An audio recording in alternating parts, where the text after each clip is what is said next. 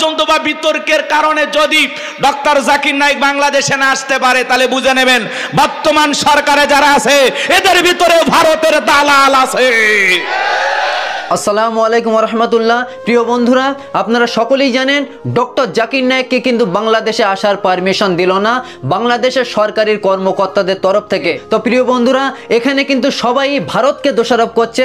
এখানে ভারতের দোষ যদি 30% থাকে, 70% দোষ কিন্তু বাংলাদেশের মানুষের। কেন, কি বৃত্তান্ত বিস্তারিত আলোচনা করবে ইনশাল্লাহ। আজকে গুরুত্বপূর্ণ 3টি পয়েন্ট নিয়ে হাজির হয়ে গিয়েছি।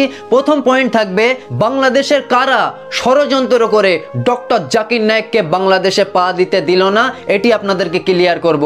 2 নম্বরে থাকবে যে ডক্টর জাকির নায়েককে কেন আসতে দিল না, ডক্টর জাকির নায়েক বাংলাদেশের বুকে পা দিলে কি কি লস হবে আর কি কি লাভ হবে, এটি আপনাদেরকে চোখে আঙুল দিয়ে দেখিয়ে দেবে ইনশাল্লাহ। আর 3 নম্বর পয়েন্টটি থাকবে কিন্তু খুব গুরুত্বপূর্ণ একটি পয়েন্ট, খুব ইম্পর্টেন্ট একটি পয়েন্ট। 3 নম্বর পয়েন্টে থাকবে 2024 সালে 5ই আগস্টের পর বাংলাদেশ নতুন করে স্বাধীন হবার পরেও বাংলাদেশ কেন নিজের পায়ে নিজে দাঁড়াতে পারলো না, এতিম বাচ্চার মতন চলতে হচ্ছে, এটির জন্য দায়ী কারা? এর জন্য দায়ী কিন্তু বাংলাদেশের জনগণে দায়ী। কেন, কি বৃত্তান্ত বিস্তারিত আলোচনা করবে ইনশাল্লাহ। ভিডিওটি আপনারা শেষ পর্যন্ত দেখবেন, একটা একটা করে আপনাদেরকে ক্লিয়ার করে দেবে ইনশাল্লাহ। তো আসেন প্রথম পয়েন্ট নিয়ে আগে আমরা আলোচনা করি যে বাংলাদেশের কারা ষড়যন্ত্র করে ডক্টর জাকির নায়েককে বাংলাদেশের বুকে পা দিতে দিল না, এই বিষয়টি আগে আপনাদেরকে ক্লিয়ার করবে ইনশাল্লাহ। তো আসেন, ডক্টর জাকির নায়েককে যে সংগঠনটি ইনভাইট করেছিল সেই সংগঠনের প্রধান কর্মকর্তা আলী রাজ গতকাল সাংবাদিক সম্মেলনে কি বলেছে, কয়েকটি কথা আপনাদেরকে শোনাবো, তারপর বিস্তারিত আলোচনা করবে ইনশাল্লাহ। কথাগুলি আপনারা চাতক পাখির মতন ফলো করবেন, ওনার এক একটা কথার ভিতরে কিন্তু এক একটা পাহাড় লুকিয়ে আছে, কথাগুলি আপনারা আগে শুনবেন।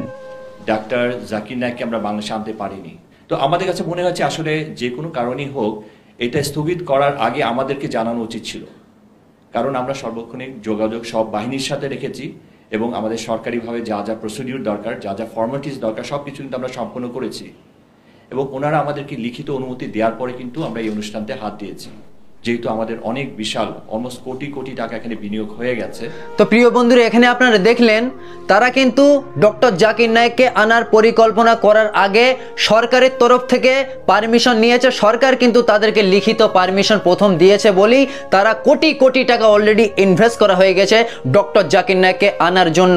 তারপরে সরকারের তরফ থেকে বলা হলো যে ডক্টর জাকির নায়েককে এখন আনা যাবে না বাংলাদেশের বুকে, কারণ সামনে নির্বাচন। আজ থেকে 15-16 দিন আগে সরকারের কর্মকর্তাদের তরফ থেকে যখন লিখিত দেওয়া হয়েছিল যে আপনারা ডক্টর জাকির নায়েককে বাংলাদেশে আনতে পারবেন, তখন কি ওনাদের মনে ছিল না যে সামনে নির্বাচন হবে, এখন আনা যাবে না? তো প্রিয় বন্ধু, এখানে আপনারা বুঝতে পারছেন কিভাবে নল চালাচালি হচ্ছে, কারা নল চালছে, কারাই ষড়যন্ত্রটা করেছে, আপনাদেরকে পুরো ক্লিয়ার করে দেবে ইনশাল্লাহ। ক্লিয়ার করার জন্য বক্তা রহিম আল মাদানির ছোট্ট একটা ভিডিও ক্লিপ আগে আমাদেরকে একটু দেখে নিতে হবে।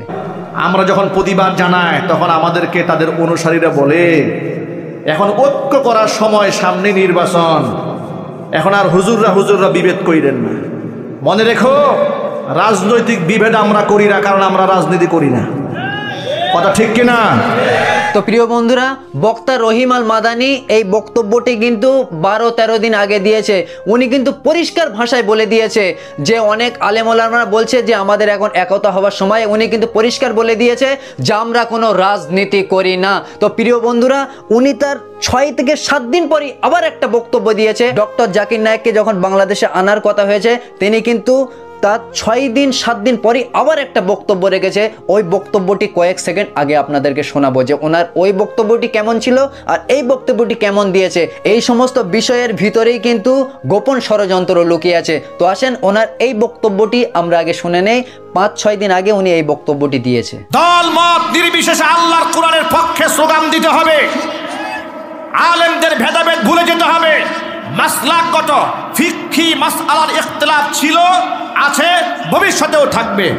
মাসআলার মধ্যে ইখতিলাফ দূর হবে না, কিন্তু রাষ্ট্রের কল্যাণ সাধনে সর্বশ্রেণীর আলেমদের ঐক্যের ভিতকে মজবুত করে আল্লাহর কোরআনের বাংলাদেশ গড়ার জন্য ঝাঁপিয়ে পড়তে হবে। রাজি আছেন কারা? দুহাত দেখতে চাই। প্রিয় বন্ধুরা, বক্তা রহিম আল মাদানির এই বক্তব্যটি আপনারা শুনলেন। উনি কিন্তু প্রথম যে বক্তব্যটি দিয়েছিল 12-13 দিন আগে, ওই বক্তব্যই কিন্তু উনি পরিষ্কার বলে দিয়েছে যে আমরা কোনো রাজনীতি করি না। আর ডক্টর জাকির নায়েক বাংলাদেশে আসার কথা শুনে উনি 6-7 দিন পরে যে বক্তব্যটি দিয়েছে, অতএব 3-4 দিন আগে যে বক্তব্যটি দিয়েছে, উনি কিন্তু পরিষ্কার ভাষায় বলেছে যে আমাদের আলেম সমাজদের ভিতরে ইখতিলাফ থাকতে পারে, কিন্তু আগামী দিনের জন্য আমরা সংসদ চাই, ইসলামিক সংসদ চাই, আমরা কোরআনের সংসদ। প্রিয় বন্ধুরা, এখান থেকে কিন্তু পরিষ্কার বোঝা যাচ্ছে যে ডক্টর জাকির নায়েক বাংলাদেশে আসার পরে কিন্তু আলেম ওলামাদের একতার সম্ভাবনা অনেক বেশি হবে। এইগুলি কিন্তু যে সমস্ত রাজনৈতিক দলগুলি আছে, যে দলগুলি ইসলামিক না, তারা কিন্তু এই বিষয়গুলি হাড়ে হাড়ে টের পাচ্ছে যে ডক্টর জাকির নায়েক বাংলাদেশের বুকে পা দিলে কি হতে পারে। তো প্রিয় বন্ধুরা, আপনারা অলরেডি স্ক্রিনে দেখতে পাচ্ছেন যে তারেক জিয়া লন্ডন থেকে কিন্তু 1-1.5 মাস আগে একটি কঠিন বক্তব্য দিয়েছিল, ভয়ঙ্কর বক্তব্য।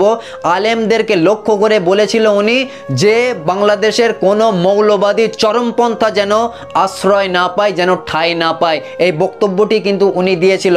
আবার গত 4-5 দিন আগে হাসনাত আব্দুল্লাহ কিন্তু একটি ভয়ঙ্কর বক্তব্য দিয়েছে, স্ক্রিনে আপনারা দেখতে পাচ্ছেন।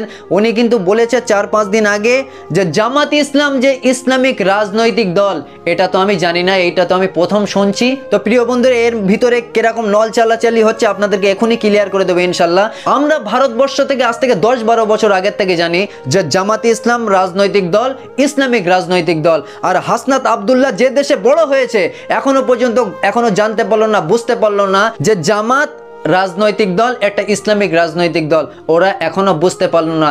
যে হাসনাত আব্দুল্লাহরা এখনো পর্যন্ত জামাত ইসলাম যে রাজনৈতিক ইসলামিক দল বুঝতে পারলো না, সেই হাসনাত আব্দুল্লাহরা কিভাবে ডক্টর জাকির নায়েক যে তামাম ওয়ার্ল্ডের একটা ইসলামিক স্কলার, এটা কি করে বুঝতে পারবে? তো প্রিয় বন্ধুরা, এখানে আপনাদেরকে পরিষ্কার একটা কথা বলতে চাই যে ডক্টর জাকির নায়েককে যারা বাংলাদেশে ঢুকতে দিল না, এক কথায় যে সমস্ত রাজনৈতিক দলগুলি ইসলামিক রাজনৈতিক দল না, সেটা বাংলাদেশে 10টা হতে পারে। যে সমস্ত রাজনৈতিক দলগুলি আপনারা ভাববেন যে এটা ইসলামিক রাজনৈতিক দল না, তারাই কিন্তু ডক্টর জাকির নায়েককে বাংলাদেশে ঢুকতে 70% বাধা দিয়েছে কিন্তু তারাই, আর ভারত তো 30%। আর সমস্ত দোষটা কিন্তু ভারতের উপরে আসছে।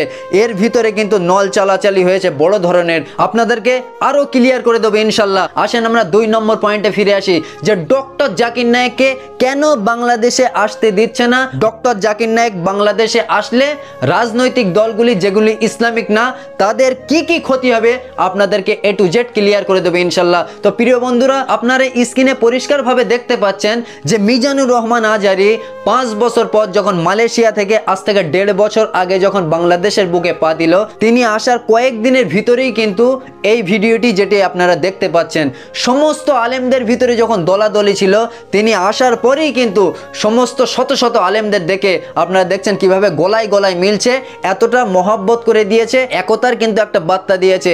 এখানে বর্তমানে এইগুলি যে সমস্ত রাজনৈতিক দলগুলি ইসলামিক না, তারা কিন্তু চাতক পাখির মতো খেয়াল রেখেছিল। তারা ভাবছে যে মিজানুর রহমান আজহারী এসে যদি সমস্ত আলেমদেরকে একতা করে দিতে পারে মুহূর্তের ভিতরে, তো ডক্টর জাকির নায়েক যখন বাংলাদেশে পা দেবে, শুধু আলেমদেরকে একতা করবে না, উনি তামাম বাংলাদেশের মানুষদেরকে এবং আলেমদেরকে ওনার এক একটা কথায় একতা করে দেবে। আর ওনার এক একটা বক্তব্য, এক একটা লেকচারে বাংলাদেশের লক্ষ লক্ষ ভোটারগুলি ইসলামিক রাজনৈতিক দলে জয়েন্ট হবে। এটি কিন্তু ওরা হাড়ে হাড়ে টের পেয়েছে বলেই ডক্টর জাকির নায়েককে কিন্তু বাংলাদেশে পা দিতে দিচ্ছে না। প্রিয় বন্ধুরা, 3 নম্বর সেই গুরুত্বপূর্ণ পয়েন্টে ফিরে যায় যে বাংলাদেশ স্বাধীন হওয়ার পরেও কেন বাংলাদেশকে এতিম বাচ্চার মতন চলতে হচ্ছে। এর জন্য দায়ী কিন্তু আপনাদের বাংলাদেশের জনগণই দায়ী। কেন, কি বৃত্তান্ত, একটা উদাহরণ আপনাদেরকে দেব। বাংলাদেশের শেখ হাসিনা যখন অত্যাচার করছিল, স্বৈরাচারী করছিল, অবিচার করছিল, জামাত, বিএনপি, ছাত্র জনতা, একেবারে বাংলাদেশের সমস্ত রাজনৈতিক দলগুলি তখন একতা হয়ে এবং ছাত্র জনতা মিলে সবাই একতা হয়ে এমনই একটি শক্তি অর্জন করেছিল, সেই শক্তিটার পাওয়ারে শেখ হাসিনাকে টান মেরে ছুঁড়ে দিল্লির বুকে ফেলে দিয়েছে। কিন্তু সবথেকে মজার ব্যাপার হচ্ছে এখন যে যার সেই স্বার্থের জন্য সেই একতাটা কিন্তু হারিয়ে ফেলেছে। ইতিপূর্বে আপনারা সকলেই জানেন যে ছাত্ররা আন্দোলন করে হাসিনাকে দিল্লিতে ছুঁড়ে ফেলে দিয়েছে, সেই ছাত্ররাই কিন্তু এখন একটা এনসিপি রাজনৈতিক দল খুলেছে। হাসনাত আব্দুল্লাহ গত পরশুদিন একটি বক্তব্য দিয়েছে, আপনারা স্ক্রিনে দেখতে পাচ্ছেন। ওনাদের যে দলটা আছে এনসিপি, ওই দলটা প্রচার করতে গিয়ে উনি কিন্তু একটা কথা বলেছে যে শক্তি কিন্তু জনগণের শক্তি কিন্তু মারাত্মক শক্তি। তো প্রিয় বন্ধুরা, যে হাসনাত আব্দুল্লাহদের একটা কথায় বাংলাদেশের লক্ষ লক্ষ মানুষ পথে নামতো, এখন সেই হাসনাত আব্দুল্লাহদের কথাই কিন্তু লক্ষ লক্ষ মানুষ পথে নামবে না, শুধুমাত্র কিন্তু পথে নামবে এনসিপির যে সমস্ত কর্মীরা আছে তারাই কিন্তু পথে নামবে। অতএব এখানে কিন্তু আপনারা ক্লিয়ার বুঝতে পারছেন যে বাংলাদেশে যে একতাটা ছিল সেই একতাটা নেই বলে বাংলাদেশ কিন্তু এতিম বাচ্চার মতন চলতে হচ্ছে। তার জন্যই কিন্তু চায়না নাক গলাবে, আমেরিকা নাক গলাবে, ভারত নাক গলাবে, পাকিস্তান নাক গলাবে, এক কথায় পৃথিবীর সবাই কিন্তু আপনাদের দেশকে নাক গলাবে। কারণ আপনারা স্বাধীন হয়েছেন কিন্তু স্বাধীনতার স্বাদ কিন্তু আপনারা গ্রহণ করতে পারলেন না। তো প্রিয় বন্ধুরা, শেষ একটা কথা আপনাদেরকে বলতে চাই, যদি স্বাধীনতার স্বাদ আপনারা গ্রহণ করতে চান তো আগামী দিন সংসদ করুন ইসলামিক সংসদ, সংসদ করুন কোরআনের সংসদ। স্বাধীনতা কাকে বলে সেই দিন আপনারা বুঝতে পারবেন। তো প্রিয় বন্ধুরা, এই ছিল আজকে গুরুত্বপূর্ণ ভিডিওটি ভালো লাগলে অবশ্যই একটি লাইক দিবেন আর আপনাদের বন্ধুদের নিকটে ভিডিওটি বেশি বেশি শেয়ার করে ইসলাম প্রচারে হাত বাড়িয়ে দিন। আসসালামু আলাইকুম ওয়া রাহমাতুল্লাহি ওয়া বারাকাতুহু।